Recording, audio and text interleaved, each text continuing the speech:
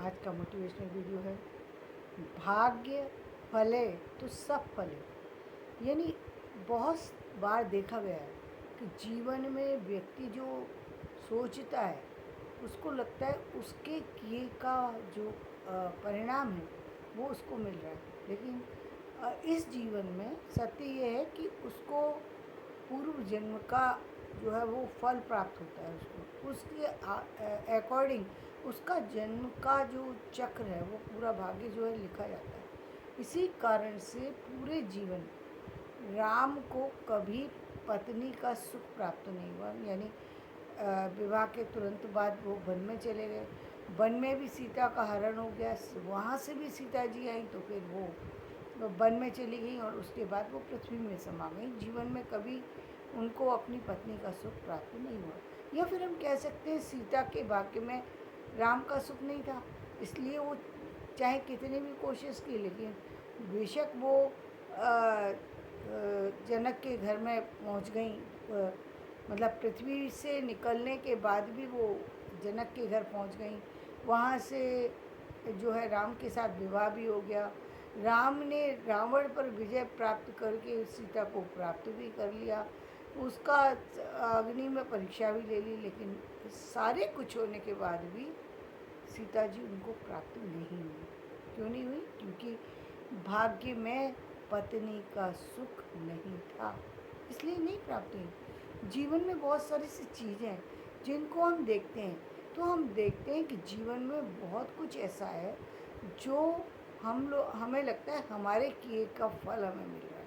सच क्या है, एक ही क्लास में पढ़ने वाले जो विद्यार्थी हैं, एक ही जैसी आयु के भी हों, एक ही मंथ में पैदा हों, लेकिन सबकी सोच अलग है, सबके काम अलग हैं, सबका भाग्य अलग है। सब कुछ प्राप्त होने के बाद भी, सारी डिग्रियां होने के बाद भी एक राजा हो सकता है, दूसरा रंक हो सकता है। क्यों? क्योंकि उसके भाग्य में वो चीज़ नहीं है। यानी हम यहाँ पर जा कर के हम ये कहते हैं कि 99% व्यक्ति का भाग्य काम करता है, 1% उसकी अपनी मेहनत काम करती है, जो कि उसकी तकदीर भी बदल सकती है, लेकिन वो बहुत मुश्किल है। यदि आपको पूर्व समय के अनुसार आपके जीवन में कष्ट लिखे हुए हैं तो वो कैसे पूरे होंगे? इतना हो सकता है कि आप गिरें और आपको चोट लगे तो जो बहुत भयंकर चोट ना लग के सामान्य चोट लग जाए, लेकिन चोट तो लगेगी। जब इतना सारा कुछ तो ऐसा किया कि भाग्य में ऐसा लिखा गया। जन्म के चक्र के कारण से ही तो एक व्यक्ति अपंग पैदा होता है, एक बच्चा होते ही माता पिता को खो देता है, दारिद्र्य इतनी ज़्यादा दरिद्र स्थिति में होता है कि उसको दूध भी नसीब नहीं होता है, दूसरा बच्चा ऐसी स्थिति में पैदा होता है कि उसको सब कुछ संपन्नता प्राप्त होती है, बुद्धि प्राप्त होती है, प्यार प्राप्त होता है, उस बच्चे को सब खिलाते हैं। कृष्ण का जन्म बेशक जेल में हुआ, लेकिन कृष्ण खेले कहाँ? नंद गांव में जाकर के यशोदा के भाग्य में लिखा था, पुत्र को खिलाने का सौभाग्य उनको प्राप्त हुआ, वो उन्होंने खिलाया। वो उन ब्रजवासियों के बीच में गए, क्यों? क्योंकि वो सारे पूर्व जन्म के कारण से वो सारी बन कर के आई थी। राधा के विषय में भी क्या कहा गया है? राधा जब एक बार नंद गांव में गर्भ संहिता में लिखा है ऐसा कि एक बार जो नंद बाबा थे बचपन में कृष्ण को लेकर के अपनी गोदी में कहीं जा रहे थे, बीच में जो है कहीं वो रुके और कुछ किसी से बातचीत करने के लिए, और उन्होंने जो वहाँ पर सखियाँ थीं नंदगांव की, वो बरसाने की, उन सखियों के हाथ में कृष्ण को दे दिया। कृष्ण ने जैसे ही राधा को देखा, कृष्ण भी बड़े हो गए, राधा भी बड़े हो गई, और राधा ने कहा कि अभी हमारा जो है विवाह कराया जाए। तो ब्रह्मा जी स्वयं आए और उन्होंने जो वृंदावन में जो है वो उनका भांडीर वन में जो है उनका विवाह कराया, और फिर वो वापस से उसी अवस्था में प्राप्त हो गए, उसी स्थिति में आ गए जब नंद बाबा उन्हें लेने आए। तो इस विवाह की चर्चा जो है वो वहाँ तो है, लेकिन किसी आम व्यक्ति को कैसे पता लगेगा कि एक बच्चा बड़ा हो गया था और वो सारी सखियाँ वो सारे वहाँ के जो ब्रज के लोग थे, वो सब तो उनके वहाँ से विष्णु लोक से ही चल कर के आए थे। वो सारे वो सामान्य नागरिक नहीं थे, वो नागरिक नहीं थे, लेकिन वो उनकी लीला का सुख लेने के लिए आए थे, इसलिए वो धरती पर आए थे। इसलिए उन्होंने उनकी विवाह देखा, उनका सारा देखा। लेकिन ना तो नंद बाबा को ये सौभाग्य प्राप्त हुआ विवाह का, न ही राधा रानी को विवाह का सौभाग्य अलग से प्राप्त हुआ। तो वो जो चीज़ थी, वो इसीलिए राधा के विवाह को सामान्य लोग जो है वो एक्सेप्ट नहीं करते, क्योंकि राधा का विवाह जो हुआ वो बाल्यावस्था में हुआ था। बाल्यावस्था जो जिसमें कि सिर्फ ब्रह्मा जी ने उनका विवाह, जो कि पूरी सृष्टि को रचने वाले, उन्होंने विवाह कराया। उन्होंने वहाँ पर मंडप सजाया, और वो जब तक नंद बाबा लौट कर के आते हुए, तो एक कथा ये मिलती है। दूसरी कथा वो है कि जब पूरे के पूरे ग्वाल वाल सब गायब कर दिए गए, तब भी ब्रह्मा जी ने दूसरे ग्वाल वाल जो है पृथ्वी पर लेकर के आ गए, ताकि जो ब्रजवासी हैं वो परेशान ना हो, अपने ग्वाल वाल और गायों को देख कर के व्यथित ना हो जाए कि हमारी गाय कहाँ चली गई। उन्होंने दोबारा जो है वो गायों की रचना कर दी। और तो जब जब राक्षसों ने समस्याएं पैदा की कृष्ण के बाल्यकाल के समय, उस समय भगवान ने ब्रह्मा जी ने स्वयं उनकी मदद की। वो आए, और भगवान की लीला के द्वारा भगवान की जो लीलाएं हुई वो तो सभी जानते हैं। यानी कृष्ण आए ही जो कहेंगे कि नंदगांव में के लोगों का के साथ जुड़ने के लिए थे। देवकी, क्योंकि उनको जो है वो भी एक सज़ा मिली हुई थी, जिसके कारण उनको जेल मिली।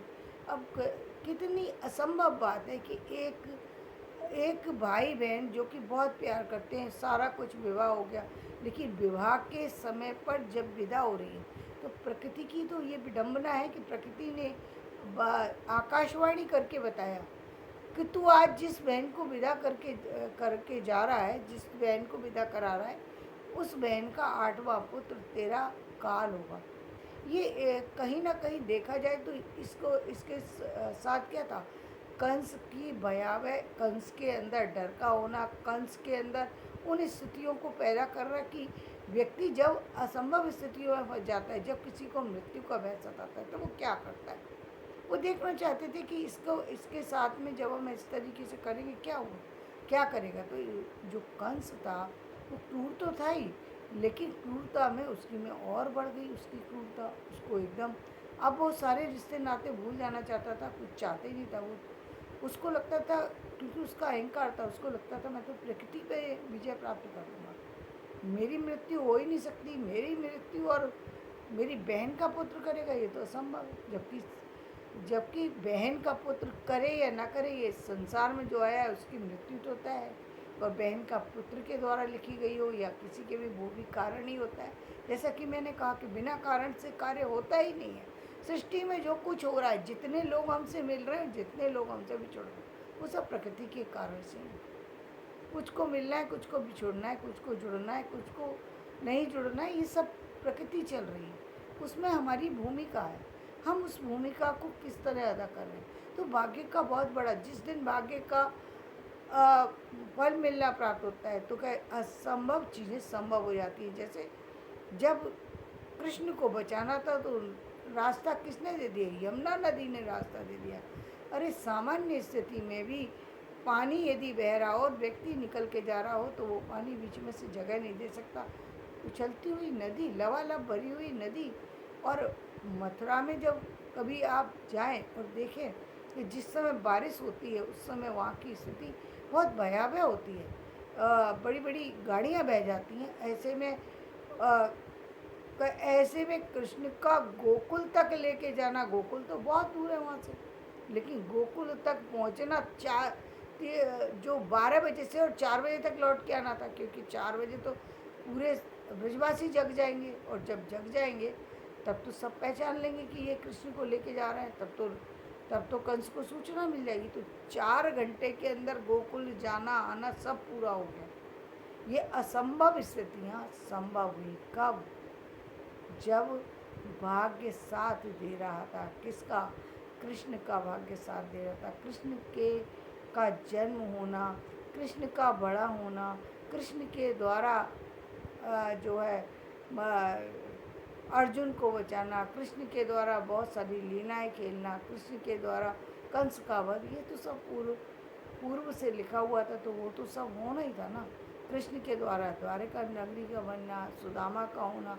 प्रकृति को जब जब नई नई चीज़ें प्राप्त होती हैं या नया नया सृजन होता है, तब कहते हैं जब व्यक्ति के अंदर खुद ईश्वर निवास करता है तब कार्य होते हैं।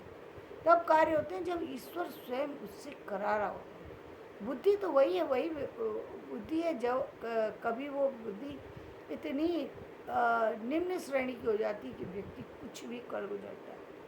तो वो निम्न श्रेणी की होती कैसे है कि देखो नारद जी ने आकर के भ्रमित कर दिया कंस को कि देखो कृष्ण के 8वें पुत्र की बात कर रहे हो, इसका तो पहला भी देखो 8 को मैं दिखाता हूँ तुम्हें। 8 देखो ये उन्होंने कमल दल बनाया और देखो सबको सब चारों तरफ से गिन के दिखा दिया, 8 जगह 8 आ रहा है। हो सकता है पहला पुत्र 8वां हो और या 8वां पुत्र 8वां हो। कंफ्यूज कर दिया। और क्या होता है जब राहु की स्थिति होती है और राहु अच्छा ना हो तो क्या स्थिति होती है?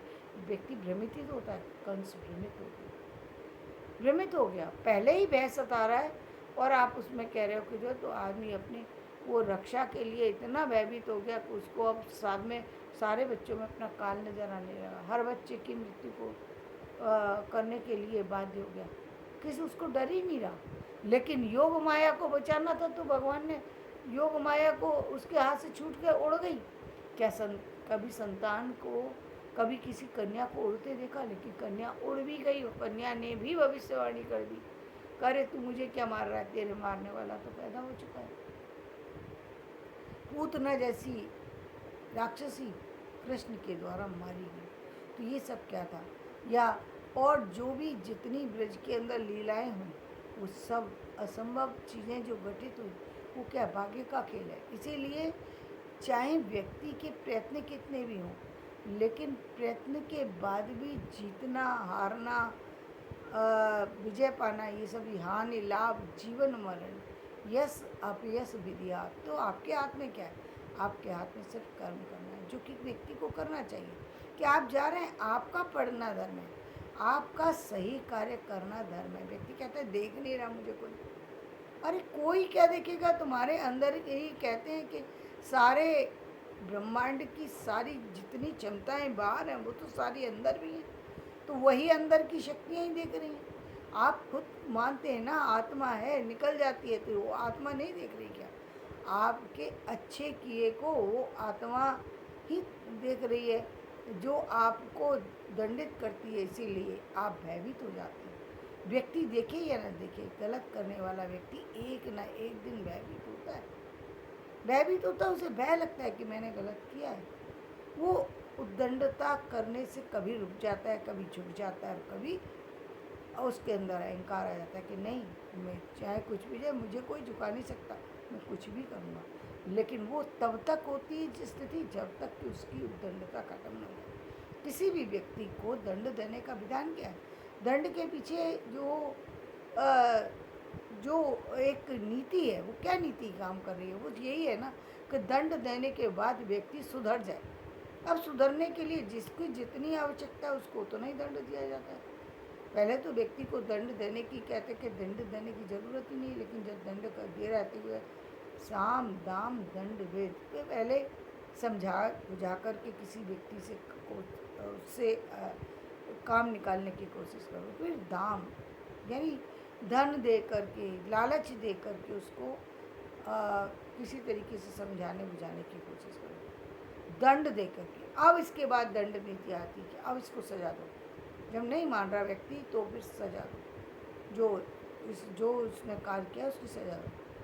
फिर भेद, तब आता है भेद कि अब जब इस पर भी नहीं माना तब फिर उसे बोध लीलाएँ दिखाओ। वो भेद कौन सी? जो जिस लायक है उसको उस तरीके की स्थितियाँ दिखाओ जिससे वो व्यक्ति भयभीत हो, वो व्यक्ति अपने कर्मों के लिए अपनी गलतियों को स्वीकार करे, दोबारा न करने का प्रण करे।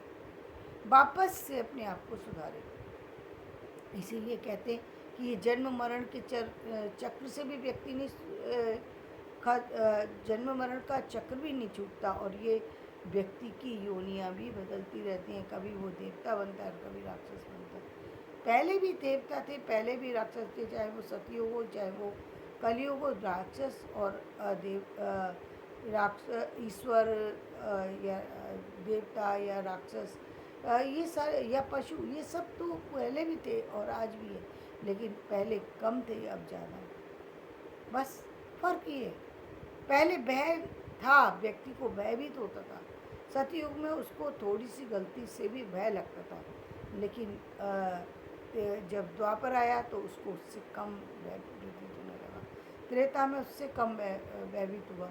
अब कलयुग में उसने पूरी तरह से भयभीत, अब वो किसी से डरता ही नहीं। जितनी भी गलतियाँ करता है वो उतनी ही ज़्यादा अपने आप को सही साबित करने की कोशिश करता है। ये आज का परिणाम है। लेकिन समझने वाली बात क्या है कि आप जो कुछ कर रहे हैं उसका परिणाम भी आएगा, वो आगे आएगा, लेकिन जो आपने किया है उसका परिणाम के कारण से ही बहुत बार हम ऐसी स्थितियों को देखते हैं जहाँ हमें लगता है ये व्यक्ति दंड का भागी है, फिर भी इसको सज़ा नहीं मिल रही, फिर भी इसको सारी खुशियाँ मिल रही हैं। तो क्यों मिल रही होती हैं? क्योंकि उसको पहले से लिखवा कर के लाया कि भाई इतना पीरियड उसका सुख का जाएगा।